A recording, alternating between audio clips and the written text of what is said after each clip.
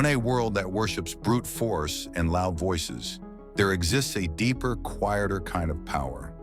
A power that doesn't yell, it simply is. This is the power Nietzsche spoke of, the kind that doesn't need fists or fury, but can bend reality through will, presence, and intellect. Today, we'll uncover what it means to be truly dangerous without ever raising a hand. Friedrich Nietzsche was obsessed with power.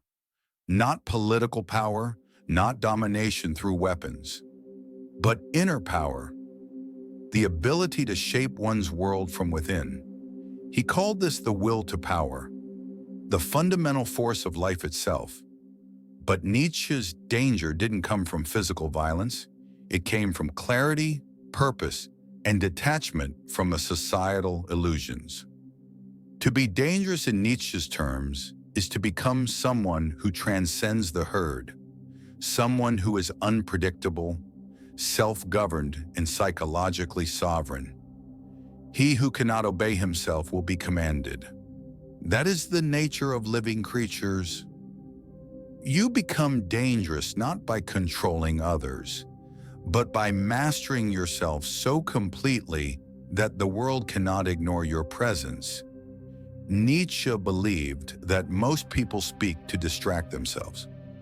They talk not to express deep truths, but to fill the void of their own uncertainty. But silence terrifies people. When you do not feel the need to explain, to react, or to perform, you create an atmosphere of mystery, and mystery in a world addicted to noise is dangerous. Think of the truly powerful figures in history. They rarely spoke unnecessarily. Their silence made people lean in, wonder, worry. It is not the lack of love, but the lack of friendship that makes unhappy marriages. Nietzsche.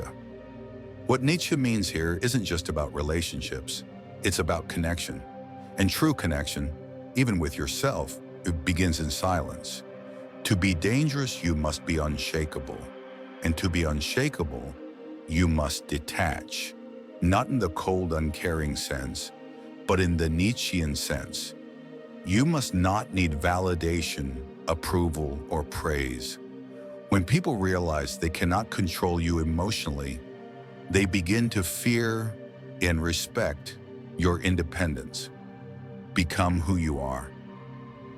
That sentence alone is enough to shift your life. To be who you are means to shed the masks that society gave you.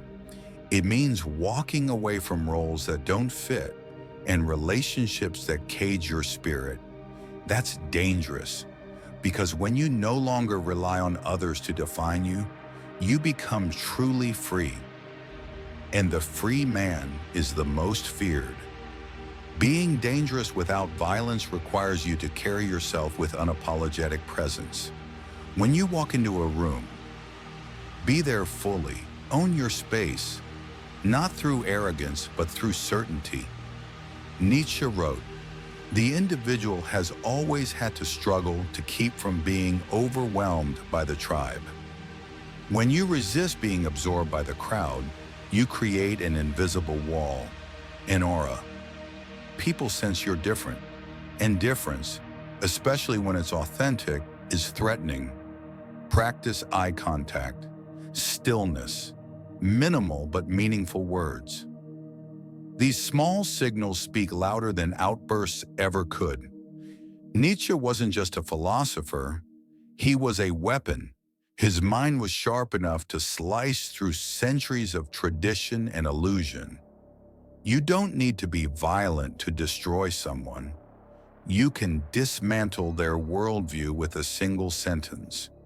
You can challenge systems without lifting a finger, just by thinking clearly and speaking fearlessly. To be intellectually dangerous, read voraciously, question everything.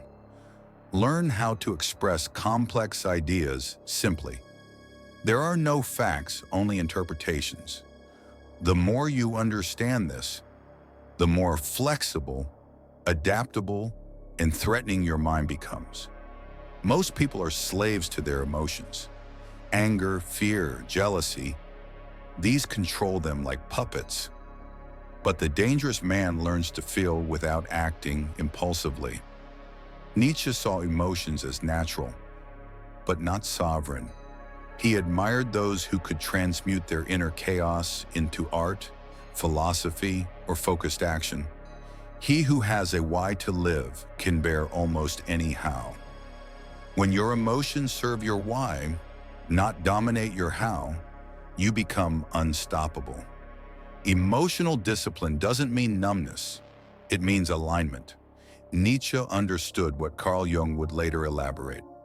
Every human has a shadow, a dark, suppressed side. Most people repress it, but the dangerous individual integrates it.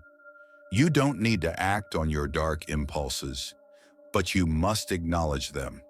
Denied darkness becomes weakness. Owned darkness becomes strength.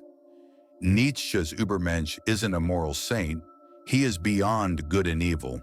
He acts from inner necessity, not external code.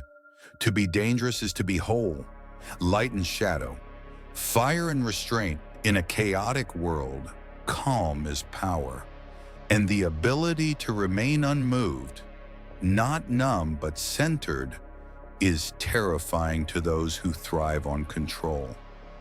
Nietzsche wrote, "You must have chaos within you to give birth to a dancing star." The key is not to avoid chaos, but to dance with it, to face absurdity without losing purpose. This terrifies people because it means you can't be rattled by the storms that drown others. Practice equanimity. When others lose their minds, keep yours. It's not just strength, it's silent rebellion.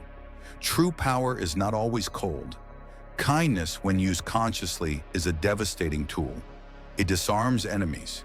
It exposes manipulation. It reveals character. But here's the secret.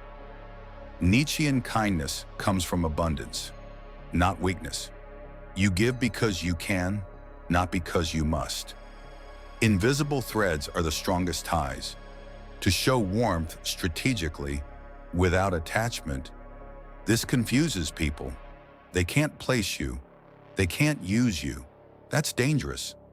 Nietzsche's ultimate ideal was the Übermensch, the overman, not a tyrant, not a saint, but someone who creates his own values, lives by his own code, and transcends the triviality of modern life. The Übermensch is dangerous because he does not play the game. He writes new rules. He lives in truth, his truth. You don't need violence to be feared. You need vision, will, depth, and the courage to walk alone. So, how do you become dangerous without ever being violent? You become the kind of person who cannot be moved by fear, seduced by comfort, or controlled by the crowd. You cultivate silence, shadow, and strength. You rise above reaction, and like Nietzsche's ideal, you become someone the world cannot ignore. Remember, the most dangerous man is not the loudest in the room. He is the one who doesn't need to speak at all.